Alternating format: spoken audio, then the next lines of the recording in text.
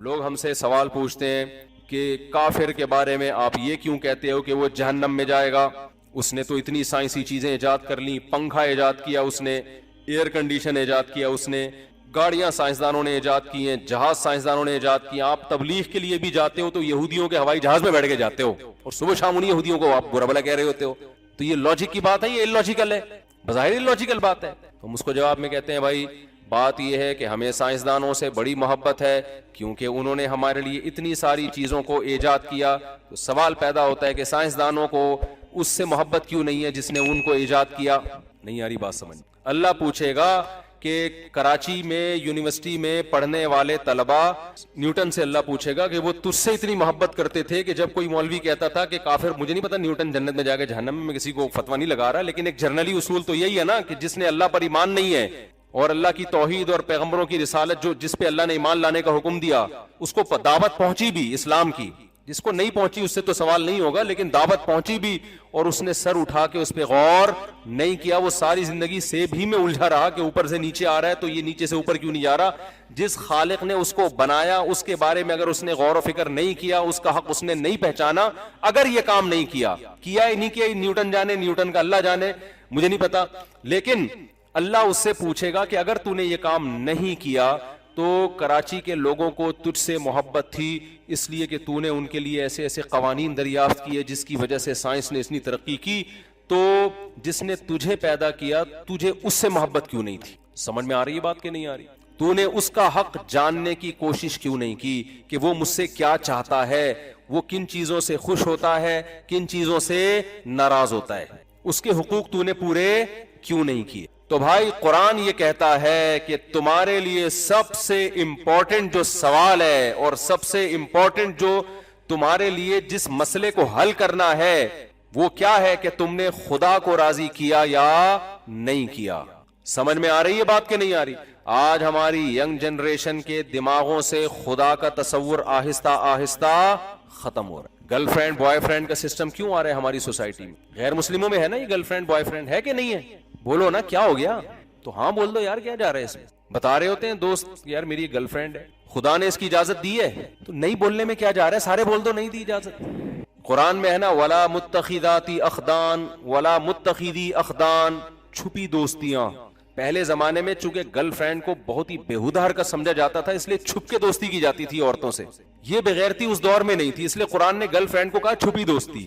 یہ اس سے بڑی برائی ہے کہ آپ کھلی دوستی شروع کر دو اس سے. دوست کو بتا رہا ہوتا ہے میری گرل فرینڈ، او بھائی یہ ہندوؤں کا کلچر ہے، یہ انگریزوں کا کلچر ہے، یہ قرآن کو ماننے والوں پہ یہ لفظ سوٹ بولو نہیں کرتا. یہ ناپاک پلید گندا رشتہ ہے، اس کو فخر سے مت بتایا کرو. کافر خدا کی دی ہوئی نعمتوں کا انکار کرتا ہے، وہ کہتا ہے کہ یہ خود بخود خربوزہ ایک نیچرل پروسیس ہے جس کے تحت ہم کھا رہے ہیں. گوشت ایک نیچرل پروسیس ہے کہ گھاس گائے کھاتی ہے تو اس سے گوشت بن جاتا ہے تو ہم کھا لیتے ہیں. ہم کہتے ہیں یہ نیچر خود سے کچھ بھی نہیں ہے، اس نیچر کا ایک کریٹر ہے جو کون ہے؟ خالق ہے. ہمارے پاس اس کے دلائل ہے. جب ہم اس خدا کو مانتے ہیں تو ہم یہ بھی کوشش کرتے ہیں کہ اس خدا کا انٹروڈکشن کیا ہے. ہمیں وہ اسلام کے علاوہ کہیں بھی وہ تعارف نہیں ملتا. اگر اسلام کے علاوہ کوئی اور مذہب انٹروڈکشن کرا دیتا تو ہم اس کو فالو کر لیتے. ہے ہی نہیں اسلام کے مقابلے میں کوئی، کسی نے بتایا ہی نہیں خدا کا تعارف کیا، اور اتنا بہترین انٹروڈکشن، اتنا بہترین تعارف. کوئی کہہ سکتا ہے نا کہ اللہ کو تو مان لیا تو اللہ کو اللہ کیوں کہہ رہے ہو آپ؟ بھائی اللہ کے علاوہ کوئی اور خدا ہوتا تو وہ بتائے نا میں بھی ہوں. بات ہی جب اللہ کر رہا ہے، اس نے تورات بھی اللہ نے نازل کی، انجیل بھی اللہ نے نازل کی اور قرآن بھی اللہ نے نازل کیا. موسیٰ کلیم اللہ کو اللہ نے بھیجا، عیسیٰ علیہ السلام کو اللہ نے بھیجا، محمد صلی اللہ علیہ وسلم کو اللہ نے بھیجا. جب سارے کام اور پھر الحمد سے لے کے والناس تک وہ اپنا نام اللہ ہی بتا رہا ہے، وہ احکامات بھی وہ دے رہا ہے، تو ہم اس خدا کو مانیں گے جو بولتا بھی ہے، اپنا تعارف بھی کرواتا ہے، یہ بھی بتاتا ہے میں کن چیزوں سے خوش ہوتا ہوں، یہ بھی بتاتا ہے میں کن چیزوں سے ناراض ہوتا ہوں. گونگے بہرے خدا کی ہمیں ضرورت بولو نا نہیں ہے، جس کا پتہ ہی نہیں مارکیٹ میں وہ ہے کدھر. یہ بہت سے کافر مانتے ہیں خدا کو گاڈ ہے، کہتے ہیں مسلمانوں والا اللہ نہیں مانتے ہم. تو پھر کون سا مانتے ہو جو بولتا ہی نہیں ہے؟ دیکھو مجھے ایک بات بتاؤ یار، تم لوگ کو مثال کے بغیر بات سمجھ میں آتی نہیں ہے. جب تک بدتمیزی والی مثال نہ ہو نا، مجھے ایک بات بتاؤ. ایک آدمی کی بیوی ہے، وسیم آ کے کہتا ہے یہ میری بیوی ہے. زید صاحب چپ چاپ بیٹھے ہوئے، چلیے میرے لیے امپورٹنٹ نہیں ہے کون، اور وہ بیوی بھی اس کے ساتھ جا رہی ہے، گھوم رہی ہے، انجوائے کر رہے ہیں، راتیں بھی گزار رہے ہیں، بچے بھی پیدا ہو رہے ہیں. زید چپ چاپ 10 سال تک خاموش بیٹھا ہوا ہے. اب کوئی بندہ آ کے کہتا ہے کہ یار یہ زید کی بیوی ہے. ہم کہتے ہیں نہیں یار یہ وسیم کی، کیونکہ وسیم ہی کے ساتھ رہتی ہے، بچے بھی وہیں پیدا ہو رہے ہیں اور جو ہے جاتی بھی ہے. کہتے ہیں نہیں یار یہ زید کی. ہم کہتے ہیں مدعی سوز گواہ چست. اگر یہ زید کی ہے تو وہ منہ سے خود کیوں نہیں پھوٹتا؟ چپ کیوں بیٹھا ہوا ہے وہ؟ کیا خیال ہے ہم کس کی سمجھیں گے؟ زید کی سمجھیں گے یا وسیم کی سمجھیں گے؟ ہم بولیں گے بھائی تیرے کہنے سے نہیں ہوتا، جس کی ہے یا تو وہ پرلے درجے کا معذرت کے ساتھ بے غیرت انسان ہے یا وہ ہے ہی نہیں اس کا شوہر. کیونکہ وہ اچھا جب چیلنج ہوا نا، ایک صاحب نے دعویٰ کیا زید کی بیوی ہے، اس چیلنج کے بعد بھی زید چپ چاپ بیٹھا ہوا ہے. لوگ آ کے کہہ رہے ہیں بولنا بتانا، وہ کہہ رہے ہیں چھوڑا یار یہ نو نو یہ کوئی بڑا میٹر نہیں ہے، مجھے یہ چھوٹی چھوٹی باتوں میں کوئی دلچسپی نہیں ہے. اس کے بعد بھی محلے والوں پہ یہ سوٹ کرے گا کہ زید کو مان لیں اس کا شوہر؟ بولو نا. تو مجھے بتاؤ اللہ کے علاوہ اگر کوئی خدا ہے تو اسلام کہتا ہے، محمد صلی اللہ علیہ وسلم کہتے ہیں، موسیٰ علیہ السلام آئے، عیسیٰ علیہ السلام آئے، ابراہیم علیہ السلام آئے، سب نے جو انٹروڈکشن کروایا وہ کس کا؟ اللہ کا. اور سب کے احکامات ایک جیسے کہ اللہ زنا کو پسند نہیں کرتا. تورات انجیل قرآن سب کی دعوت ایک جیسی ہے. اللہ سود کو پسند نہیں کرتا. وَأَخْذِهِمُ الرِّبَا وَقَدْ نُهُوا عَنْهُ، اللہ کہتے ہیں سود ہم نے یہودیوں پہ بھی حرام کیا. اللہ خنزیر کے گوشت کھانے کو پسند نہیں کرتا. اللہ نے جتنے درندے حرام کر دیے، اللہ نے شراب کو حرام کر دیا، اللہ نے جوئے کو حرام کر دیا، اللہ نے ماں باپ کی اطاعت کو واجب اور فرض قرار دے دیا، وغیرہ وغیرہ وغیرہ وغیرہ. اللہ نے طلاق کا اختیار مرد کو دیا، عورت کو نہیں دیا. عدالت کو بھی بولو نا نہیں دیا. تورات میں بھی، انجیل میں بھی، قرآن میں بھی. یہ تو اللہ کا ہمیں سمجھ میں آ رہا ہے کہ اللہ میاں یہ چاہتا ہے. اور اپنا بھی تعارف اللہ نے کروایا، اللہ لا الہ الا هو الحی القیوم. اللہ وہ ذات ہے جس کے سوا کوئی عبادت کے لائق نہیں. الحی وہ زندہ ہے، القیوم پوری کائنات کو تھامنے والا ہے. لا تأخذہ سنۃ اس کو نہ کبھی اونگ آتی ہے، ولا نوم نہ کبھی نیند آتی ہے. لا تأخذہ سنۃ ولا نوم لہ ما فی السماوات وما فی الارض، جو کچھ آسمانوں میں جو کچھ زمین میں یہ کس کا ہے؟ اللہ. اب اللہ ہمارا والا جو خدا ہے وہ اپنا انٹروڈکشن کروا رہا ہے پورے قرآن میں، احادیث میں وہ تعارف کرواتا چلا جا رہا ہے. بھائی ہندو کا خدا کہاں ہے؟ وہ بولتا کیوں نہیں ہے کہ یہ غلط والا خدا ہے، اچھا سچی مچی کا میں ہوں؟ عیسائیوں کا کہاں گیا؟ یہودیوں عیسائیوں کا تو ایک ہی ہے. ایتھیس لوگوں کا، ملحد لوگوں کا کہاں گیا؟ کافر کا خدا کہاں گیا؟ وہ بولتا کیوں نہیں ہے؟ وہ ایسی کتاب آسمان سے نازل کیوں نہیں کرتا؟ وہ بتاتا کیوں نہیں ہے کہ مسلمان جس خدا کو فالو کر رہے ہیں بھائی وہ غلط ہے؟ سچی مچی کا کون ہے؟ میں ہوں. وہ دیکھ رہا ہے کہ لاکھوں کروڑوں روپے خرچ کر کے اس اللہ کو خوش کرنے کے لیے یہ بیت اللہ کا طواف کر کے آتے ہیں. ہر سال کروڑوں اربوں روپے خرچ ہو جاتے ہیں. ہر سال کروڑوں جانور یہ اس اللہ کے نام پہ بقرعید کے دن ذبح کر دیتے ہیں. گویا بڑا نقصان ہو رہا ہے دنیا کا، اور یہ نشے سے بچ رہے ہیں، برائیوں سے بچ رہے ہیں. مسجدوں میں اتنا پیسہ خرچ، اتنی زکاتیں نکل رہی ہیں، اتنا کچھ ہو رہا ہے. اور جو سچی مچی والا خدا ہے وہ چپ چاپ بیٹھا ہوا ہے، تماشا کیا کر رہا ہے؟ وہ تماشا دیکھ رہا ہے. تو آپ بتاؤ ہم اس کو مانیں گے یا اس اللہ کو مانیں گے جو اپنا تعارف کروا رہا ہے؟ یہ تو وہی ہو گیا نا. یہ تو عجیب بغیرتی والی بات نہیں ہو گئی؟ اگر وہ اللہ کے علاوہ کوئی اور خدا ہے تو وہ بھی تو منہ سے پھوٹے نا کہ میں کیا ہوں. تو پھوٹ ہی نہیں رہا. آسمانی کتابیں اللہ نے نازل کی، آسمانی مذاہب کس نے بھیجے؟ اللہ نے. حفاظت بھی جس مذہب کی ہوئی وہ اسلامی ہے، اس کے علاوہ کوئی مذہب دنیا میں محفوظ نہیں ہے. تو اللہ کا تھا تو حفاظت کیوں نہیں کی اللہ نے اس کی؟ بھائی پولیس کو بلاؤ یار، بہت سیریس کیس ہے یہ. سمجھ میں آ رہی ہے بات کہ نہیں آ رہی ہے؟ تو حفاظت کیوں نہیں کی اللہ نے اس کی؟ صرف قرآن کی حفاظت کیوں کی ہے؟ تو میرے بھائی ہمارے پاس اسلام کے علاوہ کوئی دوسرا آپشن اللہ تک پہنچنے کا ہے؟ سائنسدان تو ہمیں اللہ تک پہنچائے گا نہیں، وہ تو مادی چیزوں پہ بحث کرتا ہے. خالق کو تو اس نے اپنی ڈکشنری سے نکالا. اگر نیوٹن نے اللہ کا تصور پیش کیا ہوتا، نیوٹن نے تجربات کے لیبارٹری میں بتا دیا ہوتا اللہ یہ چاہتا ہے یہ نہیں چاہتا، تو شاید ہم نیوٹن پہ ہی مان لے آتے. بھائی تو صحیح کہہ رہا ہے، تو سائنسدان ہے، تو پڑھا لکھا ہے. وہ کہہ رہے بھائی وہ تو نہیں کروا رہے نا. تو ہمارے پاس دعویٰ محمد صلی اللہ علیہ وسلم کا، دلیل بھی انہی کے برحق ہونے کی، تعلیمات بھی انہی کی محفوظ. تو میرے بھائی ہمارے پاس اللہ کو سمجھنے، اللہ تک پہنچنے اور اللہ کو خوش کرنے کے لیے اسلام کے علاوہ کوئی آپشن نہیں ہے. اب میں آپ سے ایک بات کہہ رہا ہوں کہ دیکھو ہندو گرل فرینڈ بنائے اس پہ سوٹ کرتا ہے کیونکہ وہ اللہ کو نہیں مانتا. اللہ اس سے خود ہی پوچھ لے گا کہ تم تو جتنا نباتات کھایا کرتے تھے یہ کس نے پیدا کیے. اگر وہ کہہ دے گا کہ ان پتھروں کے بنے ہوئے بت نے پیدا کیے تو اللہ اگر اسے بخش دے تو ہمیں کوئی اعتراض نہیں ہے. لیکن قرآن میں اللہ کہتا ہے میں چھوڑوں گا نہیں کہ جن بتوں کو اپنے ہاتھوں سے بناتے ہو، جن کے کریٹر تم ہو، ان کو کریٹر تم نے کیسے فرض کر لیا. عیسائیوں سے اللہ پوچھے گا کہ عیسیٰ ابن مریم تو مریم کے پیٹ سے پیدا ہوئے، انہیں تم نے خدا کیسے کہہ دیا.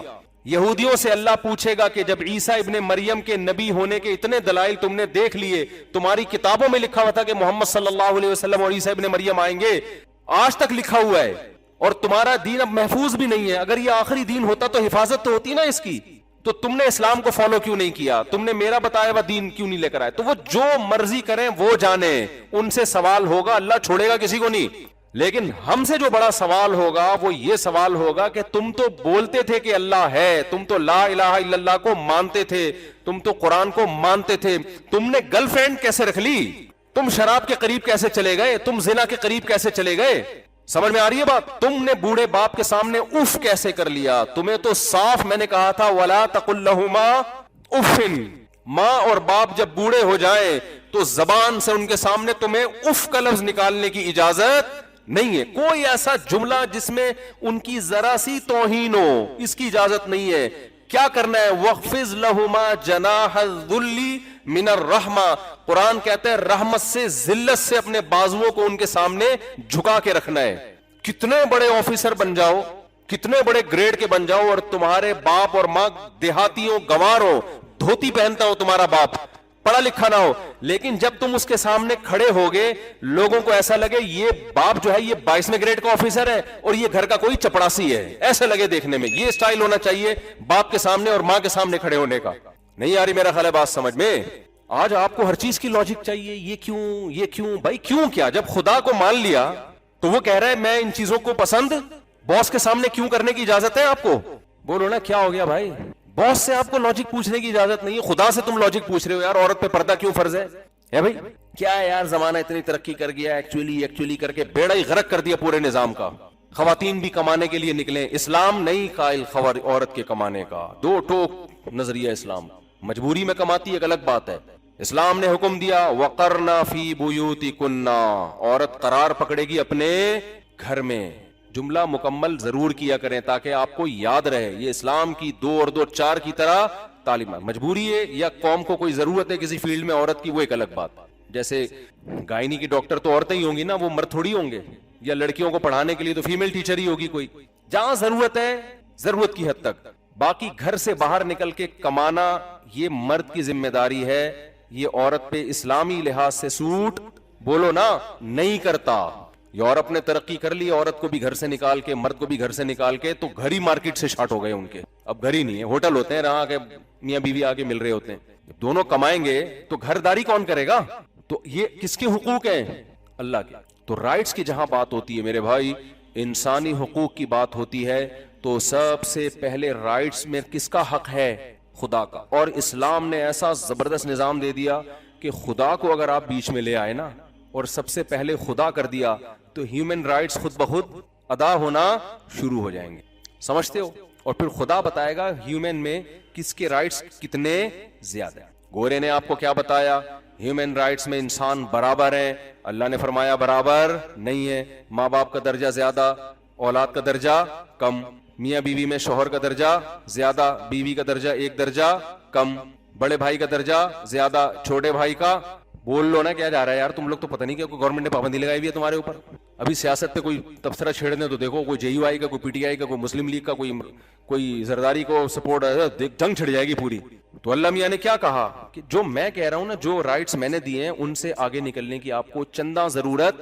بولو، گوروں کے ہاں کوئی مر گیا، وراثت کہتے ہیں گورنمنٹ کی مرضی، جیسے چاہے تقسیم کرے، جو قانون بنا دے۔ اللہ کہتے ہیں بالکل نہیں، یوصیکم اللہ فی اولادکم، تم مر جاؤ گے، اللہ نے تمہاری اولاد کے حصے خود متعین کر دیے ہیں، اس میں گورنمنٹ سے پوچھنے کی چندہ ضرورت نہیں ہے۔ گورنمنٹ اگر فیصلہ کرے گی کالعدم، ناجائز۔ ہم جب یورپ امریکہ جاتے ہیں لوگ ہم سے سوال پوچھتے ہیں بھائی اگر ہم مر گئے تو گورنمنٹ تو اٹھا کے یہ فلاں کو دے دے گی، فلاں کو دے دے گی، ہم کیا کریں؟ ہم نے کہا چلو بھائی گورنمنٹ نے یہ بھی تو رائٹ دیا ہے نا آپ کو کہ آپ وصیت کر سکتے ہیں۔ ہاں بھائی، میں نے کہا شریعت کے مطابق وصیت کر لیں آپ بتا دیں میرے مرنے کے بعد میرے بیٹے کو اتنا، بیٹی کو اتنا، فلانے کو اتنا، ڈمکانے کو اتنا یہ ملے گا، جو شریعت کے مطابق ہے وہ وصیت کر دیں۔ اگر نہیں کی تو گناہ گار ہوں گے۔ کیوں؟ آپ کو پتا ہے میرے مرنے کے بعد پھر اولاد کو نہیں ملے گی، یا جس کو کم ملنا ہے اس کو زیادہ مل جائے گا، زیادہ ملنا ہے کم مل جائے گا، تو یہ ظلم ہوگا۔ تو اس ظلم سے بچنے کے لیے آپ پر فرض ہے کہ ملکی قانون بھی نہ ٹوٹے، آپ کیا کر دیں؟ وصیت کر دیں۔ بعض دفعہ وصیت نہیں کی ہوتی یا یہ وصیت کر دی ہوتی ہے سب کو برابر ملے، یہ بھی بہت ہوتا ہے۔ اب بیٹے کا حصہ بن رہا ہے 1 کروڑ, بیٹی کا بن رہا ہے اسلامی روح سے 50 لاکھ. اب وہاں کیا ہوتا ہے, بیٹی کہتی ہے جب میرا بھی 1 کروڑ اس کا بھی 1 کروڑ میرے ابا نے وصیت کی ہے اور گورنمنٹ کہتی ہے ملے گا, تو کورٹ سے بیٹی کو مل رہا ہوتا ہے 1 کروڑ. تو ہم اس کو کیا کہتے ہیں, اس میں 50 لاکھ آپ کے لیے حلال, بولو نہیں, چاہے وہ کورٹ نے فیصلہ کیا ہو, یہ 50 لاکھ آپ کے لیے حلال کیوں؟ یوصیکم اللہ فی اولادکم, کس کو کتنا دینا ہے یہ اس میں خدائی قانون ہمارے پاس پہلے سے موجود ہے. اگر آپ یہ سمجھتے ہو خربوزہ اللہ نے پیدا کیا ہے اور یہ روٹی اللہ نے پیدا کی ہے, یہ گوشت جو ہم کھا رہے ہیں اللہ نے پیدا کیا ہے, تو اتنا تو اللہ کو حق بنتا ہے نا کہ وہ آپ کو بتا دے کہ کس کو کتنا حصہ دینا ہے. اتنی بھی لفٹ کرانے کے لیے اگر آپ تیار نہیں ہیں تو ایسے خدا کو ماننا نہ ماننا برابر. پھر اللہ کہتے ہیں مجھے ماننے کی, جیسے انگریز کتنا مانتے ہیں, او مائی گاڈ, بس یہ اللہ کو مانتا. ان سے پوچھو گاڈ کہتا ہے شراب حرام ہے, کہہ رہا ہے یار یہ مذہبی پادریوں کی باتیں, مولویوں کی باتیں ایک طرف رکھو, او مائی گاڈ کیسی بات کر رہے ہو, پھر دوبارہ گاڈ کو لے آئے گا. اس کو بولو یہ گرل فرینڈ تمہاری انجیل میں لکھی ہوئی ہے, بائبل میں لکھا ہے گرل فرینڈ نہیں ہوتی, نکاح ہوتا ہے. کہے گا او مائی گاڈ کیسی باتیں کر رہے ہو. گاڈ کا تذکرہ بہت کرے گا, قانون سارے ریاست کے قانون کو یا اپنے کلچر کو فالو کرے گا. اس سے بولو بھائی یہ جو آپ نے چڈا پہنا ہوا ہے نا, ناف سے لے کے گھٹنے تک کا حصہ چھپانا کیا ہے, گاڈ کی نظر میں فرض ہے. او مائی گاڈ کیسی باتیں کر رہے ہو. تو وہ چڑیاں بھی پہن لیتے ہیں اور وہ بھی تکلف ہے, بھی اگلی صدی میں چڈی وڈی بھی مارکیٹ سے شارٹ, جو جس حساب سے وہ ماڈرن ہوتے چلے جا رہے ہیں نا, تو لگتا نہیں ہے کہ کوئی یہ تکلف, کیونکہ سائنسی ترقی میں چڈی بھی رکاوٹ بنتی ہے. اب سائنسدان کو جب ترقی کرنی ہے تو پہلے نیکر پہنے گا پھر اتارے گا, پھر وہ کہتے ہیں یار آزاد بالکل بیٹھو جا کے, بس واللہ عالم حالات سے ایسے ہی لگ رہا ہے, کیونکہ پہلے وہ پورے کپڑے پہنتے تھے, چھوٹے ہوتے ہوتے ہوتے ہوتے یہ ترقی کی علامت سمجھی جانے لگی ہے. جتنا ترقی یافتہ ہوگا کپڑے اتنے ہی اس کے جسم سے کم. کپڑوں پہ پیسہ خوب لگ رہا ہے, کپڑا نہیں لگ رہا. حیرت کی بات. ہمارے جو ماڈرن عورتیں ہیں نا, جو ماڈرن خواتین ہیں, ان کے کپڑوں پہ, غریب کے کپڑوں پہ پیسہ کم لگتا ہے, کپڑا زیادہ لگ رہا ہوتا ہے.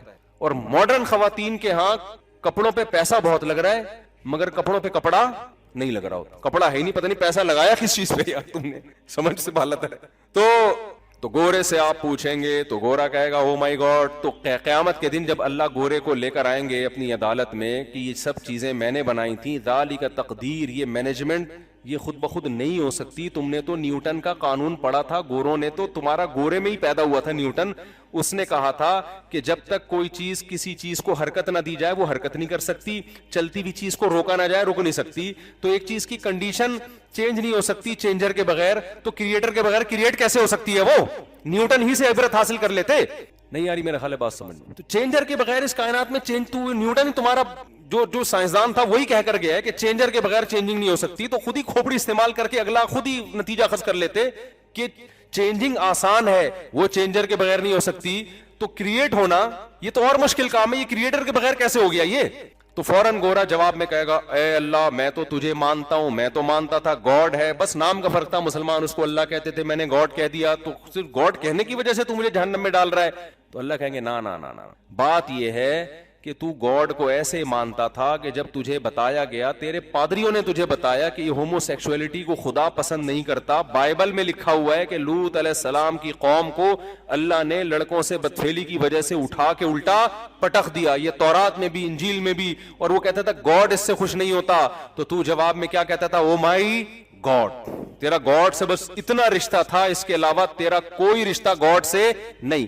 ایسے ہے جیسے آپ نے شادی کر کے بیگم کو گھر لے کر آئے اور آپ اس کو بجلی کا بل بھی دے رہے ہیں, گیس کا بل بھی دے رہے ہیں, اس کے بھائی آ رہے ہیں اس کی عزت بھی کر رہے ہیں, اس کے ابا آ رہے ہیں سسر سمجھ کے ان کو بھی رسپیکٹ دے رہے ہیں, آپ اس کو سوئٹزرلینڈ بھی لے گئے, صرف خیالی میں نہیں حقیقت میں سچی مچی میں لے گئے, آپ اس کو رسپیکٹ دے رہے ہیں, اس کے بچوں کی تربیت کر رہے ہیں, سارے حقوق ادا کر رہے ہیں.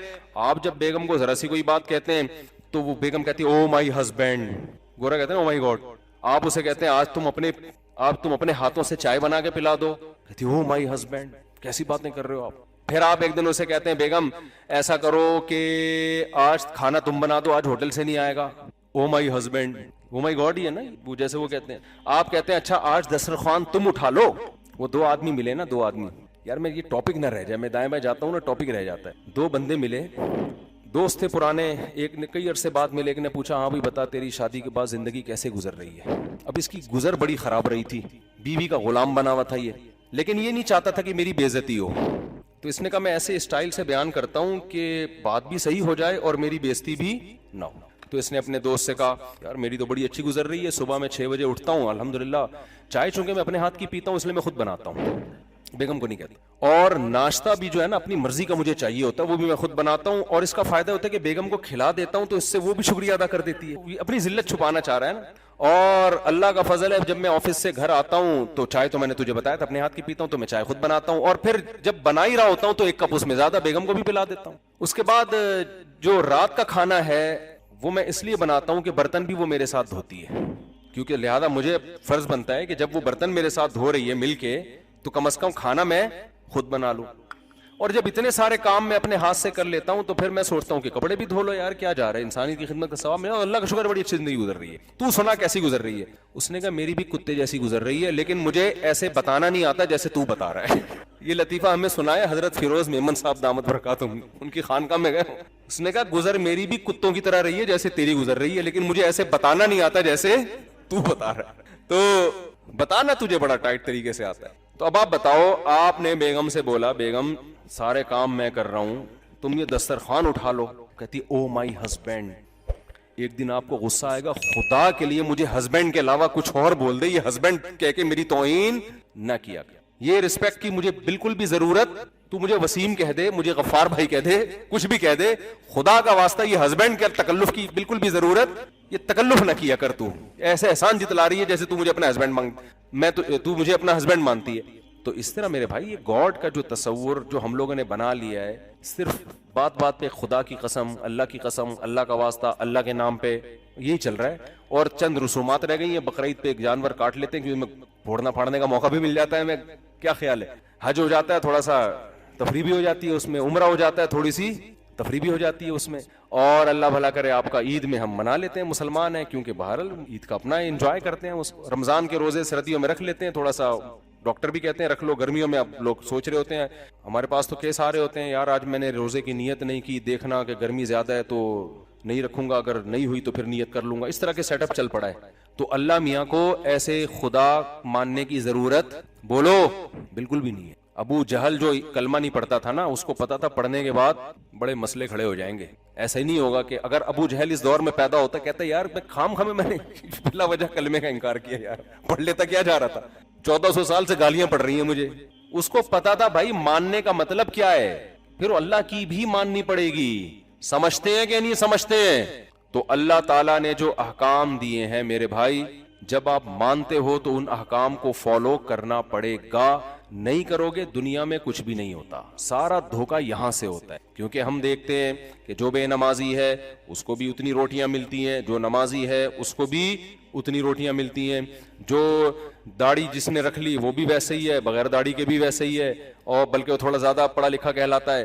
اور جناب جس نے سود سے بچ گیا, سودی بینک میں جاب چھوڑ دی, وہ زیادہ ٹینشن میں آیا ہوا ہوتا ہے. جو بینک کا مینیجر بنا ہوا ہے وہ نوٹ چھاپ رہا ہوتا ہے بیٹھ کے, اور جناب اللہ بھلا کرے آپ کا جو بہن کی وراثت دے دیتا ہے وہ تو ٹینشن میں آتا ہے, جو کھا جاتا ہے آج ان کے مزے ہیں. کیا خیال ہے؟ تو کوئی آسمان نہیں. لوط علیہ السلام کا واقعہ, وہ اللہ نے لڑکوں سے بدفعلی کی وجہ سے پوری قوم کو پٹک دیا. ہم تو دیکھ رہے ہیں اب تو قانون پاس ہو رہے ہیں دنیا میں, اس کو لیگل قرار دیا جا رہا ہے. نہ آسمان پھٹ رہا ہے, نہ زمین پھٹ رہی ہے, کچھ بھی نہیں ہو رہا. پتہ نہیں ہے مولویوں کی بنائی ہوئی باتیں ہیں. اور اساطیر الاولین, مشرکین کہتے تھے پرانے لوگوں کے نصیحت کرنے کے لیے قصے کہانیاں ہیں, کیونکہ موٹیویشن کے لیے کچھ نہ کچھ تو قصے چاہیے نا سنانے. تو یہ سنا دیتے ہیں, محمد صلی اللہ علیہ وسلم کچھ واقعات سنا دیتے ہیں کہ ایسا ہوا تھا, ونس اپون اے ٹائم ایسا ہوا تھا. تو پرانے قصے ہیں, کوئی کچھ بھی نہیں ہے. ان ہی الا حیاتنا الدنیا, صرف یہ ہماری دنیا کی زندگی ہے. نموت و نحیا, ایک نیچرل پروسیس ہے, ہم پیدا بھی ہوتے ہیں مرتے بھی ہیں. ہم بھی پیدا ہو گئے, جہاں اتنے لوگ ہو رہے تھے تو ہم بھی مارکیٹ میں آ گئے, ٹھیک ہے نا. تو سب کی ماں کی چھاتیوں میں دودھ پیدا ہوتا ہے, ہماری ماں کی چھاتیوں میں بھی ہو گیا. سب کو بچپن میں ماں کی ممتا ملتی ہے, ہمیں بھی مل گئی. سب کا آسمان سے بارشیں جب برستی ہیں تو سب پیتے ہیں پانی, ہم بھی پی لیتے ہیں. خربوزے پیدا ہوتے ہیں تو وہ آج سے تھوڑی ہو رہے ہیں. کوئی یہ خربوزے پہ پورا مفتی صاحب نے آدھا گھنٹہ بیان کر دیا, یہ کیا بات ہوئی بھائی؟ کوئی خربوزہ پہلی دفعہ تھوڑی پیدا ہوا ہے, آج ہمیشہ سے پیدا ہو رہا ہے. کھا رہے ہیں خربوزے کے, وہ بھی بنتا ہے, اس کی فروٹ چاٹ بھی بنتا ہے, انار بھی بنتا ہے, سبزیاں بھی ہوتی ہیں, کھا رہے ہیں پی رہے ہیں. یہ کیا ان ہی الا حیاتنا الدنیا نموت و نحیا, مرتے بھی ہیں زندہ بھی ہوتے ہیں. تو ایک دن آئے گا ہم 50 سال کے, 60 سال کے, اور 70 80 85 سال کے ہو کے بالآخر انتقال کر جائیں گے. شروع سے اللہ اپنی قدرت کے دلائل بیان کر رہا ہے, جانوروں کی مثالیں, سورج چاند کی مثالیں, زیتون انگور کی مثالیں، سمندر کی تسخیر، ستاروں سے رہنمائی حاصل کرنا، بہت ساری نعمتیں بیان کر کے اللہ نے فرمایا کہ تمہارا معبود ایک ہی معبود ہے جو یہ سارے کام کر رہا ہے۔ تو اللہ نے تو اپنے دعوے پر بہت سارے دلائل دیے، پھر جو اللہ کے دعوے کو نہیں مانتے تھے، جو مشرکین تھے، ان کی ہٹ دھرمی کا تذکرہ کیا پچھلے رکوع میں کہ وَإِذَا قِيلَ لَهُم مَاذَا أَنزَلَ رَبُّكُمْ، جب ان سے کہا جاتا ہے تمہارے رب نے کیا نازل کیا،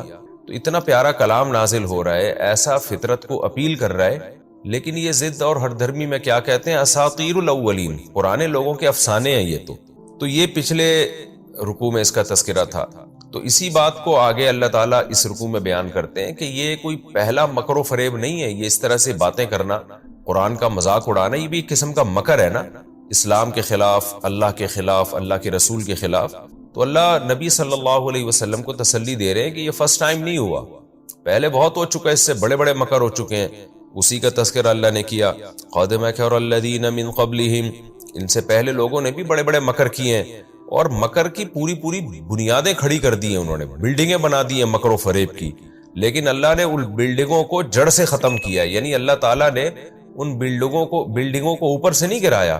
جب ان قوموں کا وقت پورا ہوا نا، تو اللہ نے جڑ پہ ان کے وار کیا، بلڈنگوں کے، ان کی بنیادوں پہ وار کیا، اور وہ ان کے مکر و فریب کی بلڈنگوں کی چھتیں انہی کے اوپر آ کے گری ہیں۔ تو ان کا بھی وہی حشر ہونے والا ہے۔ قد مکر الذین من قبلہم، تحقیق ان سے پہلے لوگوں نے بھی مکر و فریب کیا، فات اللہ بنیانہم من القواعد، اللہ ان کی بنیادوں، اللہ ان کی عمارتوں پہ آیا ان کی بنیاد سے، فخر علیہم السقف من فوقہم، اور پھر انہی کے اوپر سے اس کی چھت ان کے اوپر آ کے گری ہے، واتاہم العذاب، اور ان پر ایسے طور پر عذاب آیا، من حیث لا یشعرون، اس طور پر کہ ان کو شعور بھی نہیں ہوا۔ تو جب اللہ نے اتنے دلائل کے انبار لگا دیے تو کافر کو ماننا چاہیے اللہ کی بات، اور اس کو ایمان لانا چاہیے۔ اگر نہیں لاتا اور مکر و فریب کے جال بننا شروع کر دیتا ہے، تو یہ جال بالآخر اسی کے اوپر، اس جال میں یہ بالآخر خود ہی پھنسے گا۔ ثم یوم القیامہ، اور یہ تو دنیا کا حال ہوا، قیامت میں تو اور زیادہ ذلیل ہونے والے ہیں۔ پھر قیامت کے دن اللہ ان کو رسوا کرے گا اور کہے گا این شرکائی الذین کنتم تشاقون فیہم، کہاں گئے تمہارے وہ شرکا؟ میرے شرکا کا مطلب وہ جن کو میرے ساتھ شریک کیا تھا، جن کو تم میرا شریک سمجھتے تھے، یعنی تمہارے زعم کے مطابق، تمہارے خیال کے مطابق جو میرے شرکا تھے، وہ کہاں گئے جن کے بارے میں تم جھگڑا کیا کرتے تھے؟ یعنی پیغمبروں سے جھگڑتے تھے اور کہتے تھے اللہ نے ان کو بھی اختیارات دے رکھے ہیں، وہ کہاں گئے آج؟ وہ تمہاری مدد کیوں نہیں کر رہے؟ قال الذین اوتوا علم، ایسے موقع پہ وہ لوگ جن کو علم دیا تھا اللہ نے، یعنی دنیا میں اللہ نے دین کا علم دیا تھا، توحید کا علم دیا تھا، اپنی معرفت کا علم دیا تھا، وہ لوگ کہیں گے ان الخزی اليوم، واقعی آج کے دن جو ذلت ہے، والسوء، اور برائی ہے، علی الکافرین، کافروں پر آ چکی ہے۔ یعنی یہ واقعی جس کو ذلت کہا جاتا ہے اور جس کو مصیبت کہا جاتا ہے، حقیقی معنوں میں آج کافر اس میں مبتلا ہوئے ہیں، جیسے اللہ نے کہا تھا، واقعی یہ بات درست ہوئی ہے۔ یہ کون سے کافر ہیں جو اس دن ذلیل ہوں گے، رسوا ہوں گے؟ اس کا قرآن تذکرہ کرتا ہے، الذین تتوفاہم الملائکۃ، یہ وہ لوگ تھے جن کو توبہ کی توفیق نہیں ملی تھی، جنہوں نے کنٹینیو جرم کیا، یہاں تک کہ جب فرشتے وفات ان کو دینے لگے، ان کی روحوں کو قبض کرنے لگے، تو ظالمی انفسہم، اس حال میں ان کی روحوں کو قبض کیا کہ یہ اس وقت بھی اپنے اوپر ظلم کر رہے تھے، یعنی عقیدہ توحید کو اور رسالت کو اور اسلام کو قبول نہیں کر رہے تھے، اس کو ظلم سے تعبیر کیا ہے۔ یعنی اس میں اللہ نے یہ بھی بتا دیا کہ اس سے پہلے اگر کوئی ایمان لے آتا ہے، توبہ کر لیتا ہے، تو اس کی توبہ قابل قبول ہے۔ تو وہی کافر ہمیشہ جہنم میں جلے گا جو موت تک اس کفر پہ قائم رہا، یہاں تک کہ جب فرشتے اس کی روح قبض کرنے لگے تو بھی وہ اپنی جان پر ظلم کرنے والا تھا، اس وقت بھی اس کو توبہ کی توفیق نہیں ملی۔ البتہ یہ بات احادیث سے ثابت ہے کہ جب وہ فرشتوں کو اپنی آنکھوں سے دیکھ لے یا برزخ کی چیزیں دیکھ لے، پھر ایمان قابل قبول نہیں ہے۔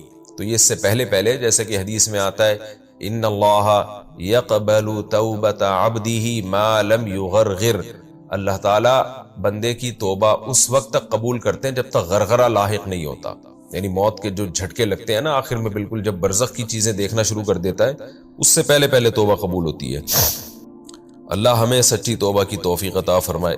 فَأَلْقَوْا السَّلَامَ، تو اللہ فرماتے ہیں جب قیامت کے دن یہ ذلیل ہوں گے تو کیا کریں گے؟ یہ سلو پیش کریں گے۔ سلو پیش کرنے کا مطلب یہ ہے کہ ہتھیار ڈال دیں گے گویا کہ. اور کیسے ڈالیں گے کہ بھئی دنیا میں تو یہ کہا کرتے تھے، جیسے کہ اگلے رکوع میں آ رہا ہے کہ ہم تو شرک کرتے ہیں اور اللہ اس شرک پہ راضی بھی ہے. اگر اللہ راضی نہ ہوتا تو ہمیں روکتا کیوں نہیں ہے؟ تو ہم تو کرتے ہیں اور ببانگ دہل کریں گے. یہ اگلے رکوع میں آ رہا ہے. لیکن قیامت کے دن کیا کہیں گے؟ ان کو پتا ہے کہ اللہ تعالیٰ نے گواہیوں کا نظام قائم کیا ہے، ہاتھ گواہی دے رہے ہیں، زبان گواہی دے رہی ہے، اور گواہیوں کا ایک نظام ہے. تو سب سے پہلے تو جرم اس پہ ثابت ہوتا ہے نا جو جرم کا خود ہی اقرار کر لے، پھر تو گواہیوں کی ضرورت ہی نہیں رہتی. اور مجرم اگر بڑے مضبوط لہجے میں جرم کا انکار کر دے تو بھی کیس میں جج جو ہے کنفیوژن میں مبتلا ہو جاتا ہے کہ اتنے کانفیڈنس کے ساتھ یہ انکار کر رہا ہے کہ میں نے یہ جرم کیا ہی نہیں ہے، تو ہو سکتا ہے نہ کیا ہو.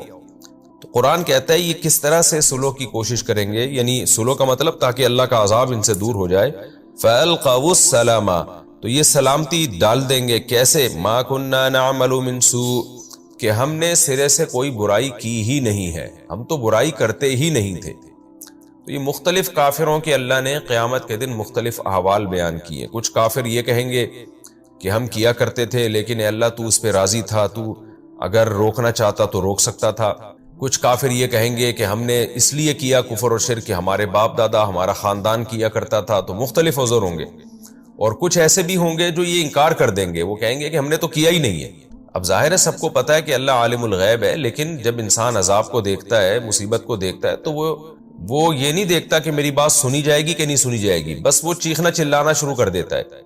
اس کی مثال ایسے ہے جیسے کسی شخص کو پھانسی کے پھندے پہ آپ لے کے جا رہے ہو، اسے یقین ہے کہ جو جلاد ہے بڑا طاقتور ہے اور اس کے ساتھ 10-15 لوگ اور ہیں اور چاروں طرف سے جیل کے دروازے بند ہیں، میں کہیں بھاگ نہیں سکتا.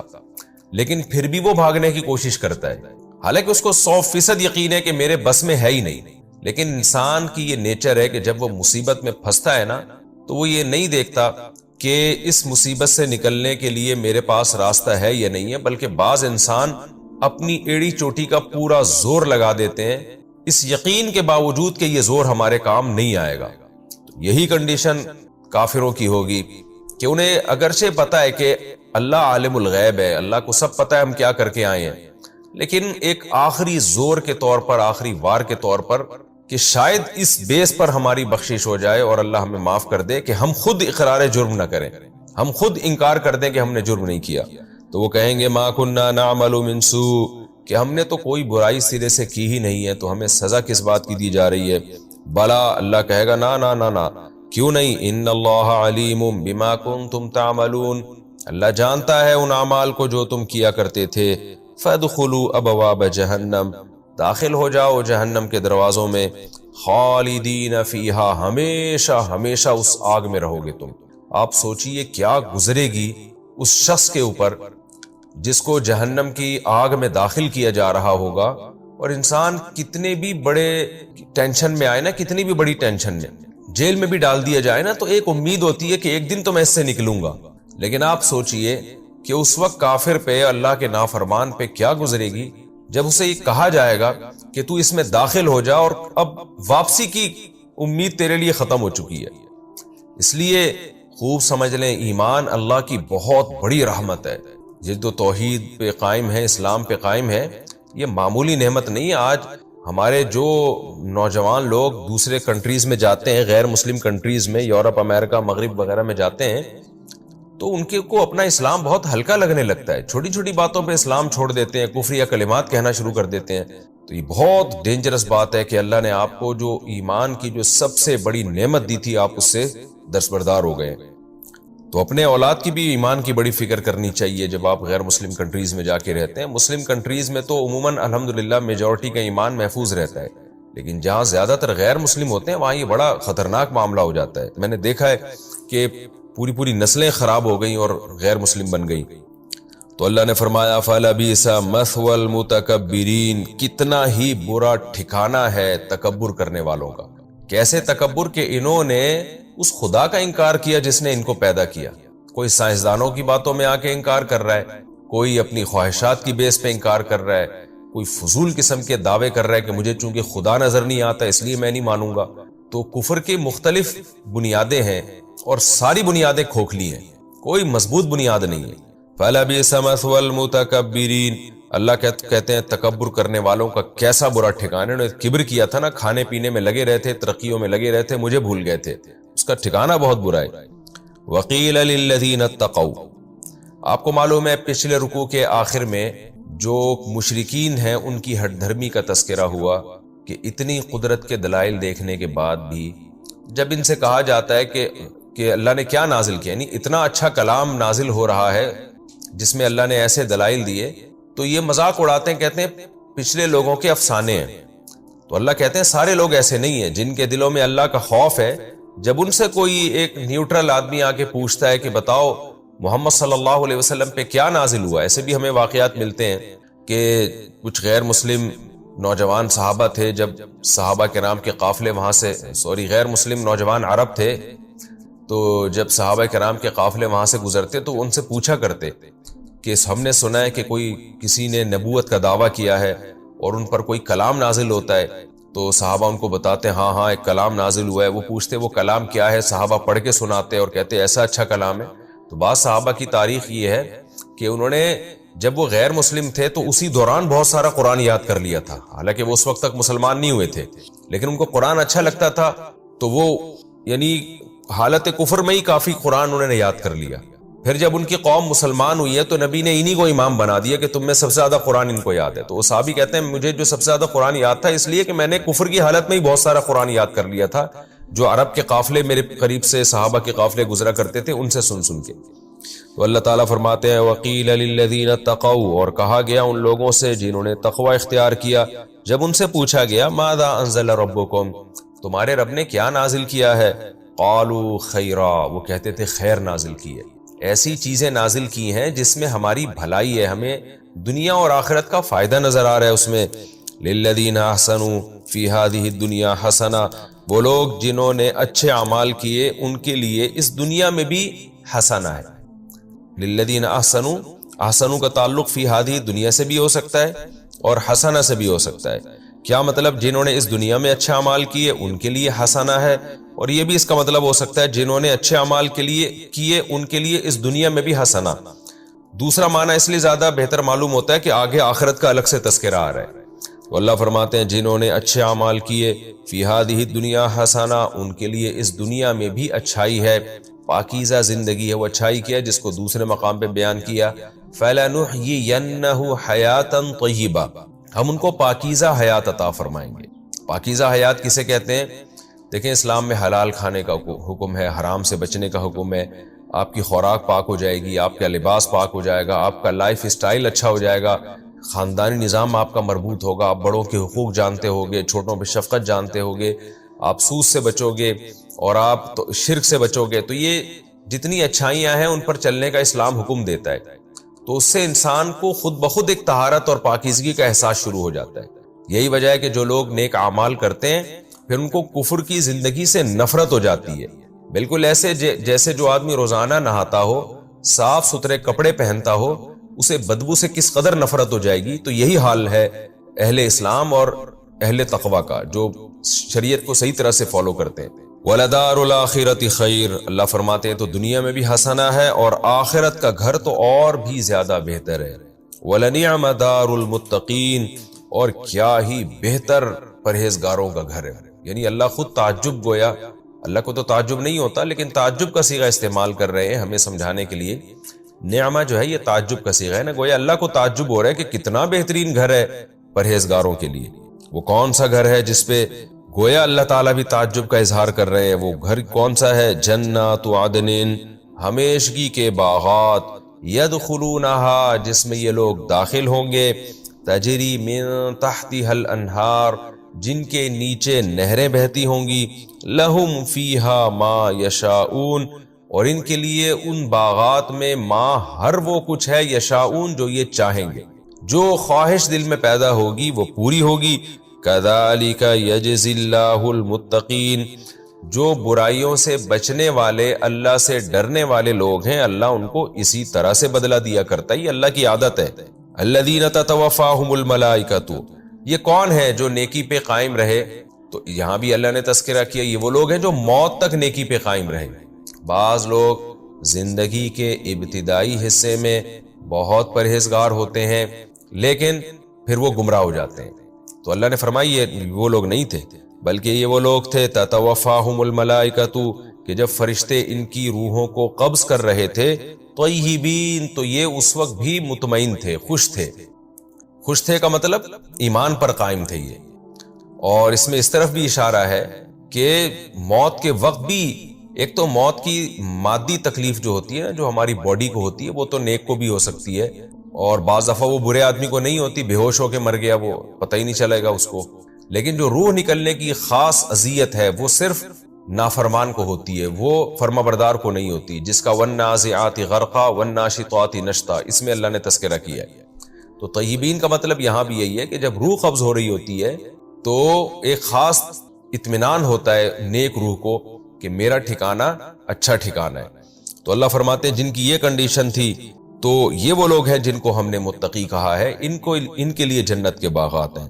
یقولون، فرشتے ان سے کہہ رہے ہوں گے، سلام علیکم، تم پر سلامتی ہو، ادخلوا الجنہ۔ یہ فرشتے اس وقت کہیں گے جب جنت قائم ہوگی۔ موت کے وقت تو ایک الگ خوشی ہوگی جس میں ان کو جنت کی خوشخبریاں دی جائیں گی، برزخ کی زندگی ہے اس کے بعد، لیکن حقیقی جنت قرآن سے پتہ چلتا ہے کہ میدان حشر قائم ہونے کے بعد ہوگی۔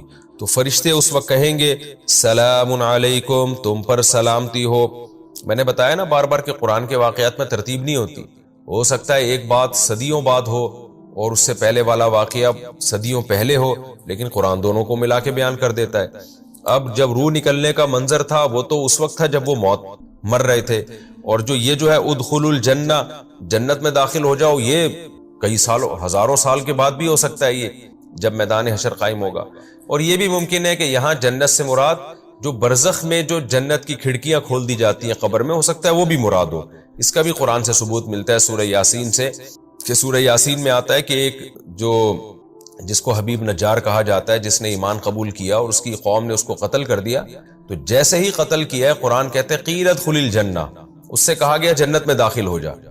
اب یہاں بھی یہ سوال پیدا ہوتا ہے کہ جنت تو بھائی میدان حشر کے بعد قائم ہوگی، یہاں بھی علماء نے لکھا ہے کہ قیل ادخل الجنہ سے مراد برزخ کی زندگی ہے، کہ وہ بھی ایک نوعیت کی جنت ہی ہے، اگرچہ حقیقی جنت نہیں ہے وہ۔ ادخلوا الجنۃ بما کنتم تعملون، داخل ہو جاؤ جنت میں ان اعمال کی وجہ سے جو تم کیا کرتے تھے۔ اللہ تعالیٰ کی عادت ہے جہاں اہل جہنم کا تذکرہ کرتے ہیں وہیں اہل جنت کا بھی، تو یہاں بھی اللہ نے ایسے ہی کیا۔ اب قرآن اپنے دوبارہ ان دلائل کی طرف آتا ہے، هل ينظرون الا ان تأتيهم الملائکہ۔ اتنی باتیں سننے کے بعد یہ ایمان نہیں لاتے، تو کیا یہ اس کا انتظار کر رہے ہیں کہ فرشتوں کو اپنی آنکھوں سے دیکھیں، فرشتے آئیں، او یاتی امر ربک، یا تیرے رب کا حکم آ جائے، عذاب آ جائے، تو عذاب دیکھنے کے بعد یہ ایمان لے کر آئیں گے۔